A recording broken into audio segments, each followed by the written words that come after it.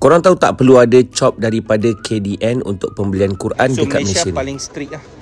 Paling strict untuk pengedaran Quran lah. Kita supaya tak ada yang pandai-pandai. Kita ada banyak ustaz-ustaz sini bapa ulama. Faham.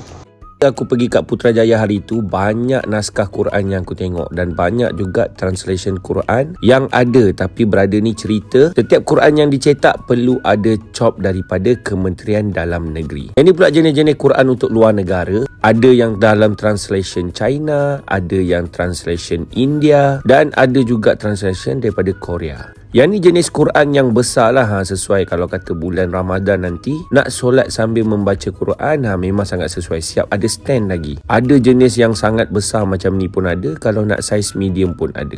Sebenarnya pelbagai jenis Quran ni dia ada macam-macam function dia tahu. Sekarang dah memang advance pun. Ada translation, ada cerita, ada juga hukum-hukum tajwid, dekat mana nak berhenti. Bagi aku memang dah banyak mudah lah sebenarnya. Macam ni aku datang dekat Putrajaya sebab dia orang join pameran dekat sini. Tapi kalau korang nak pergi tengok sendiri pelbagai jenis naskah Quran ataupun nak dapatkan pelbagai jenis naskah Quran ni, boleh pergi ke Nasrul Quran Kompleks yang terletak di Putrajaya. Macam ni dah siap tanda berhenti, kat mana perlu berhenti, kat mana kita perlu start balik. Yang ni pun bagi aku dah mudah dah. Macam-macam ada. Apa pun penerangan daripada brother ni memang terbaik. Satu lagi yang kita kena faham, Quran mestilah ada kelulusan daripada KDN.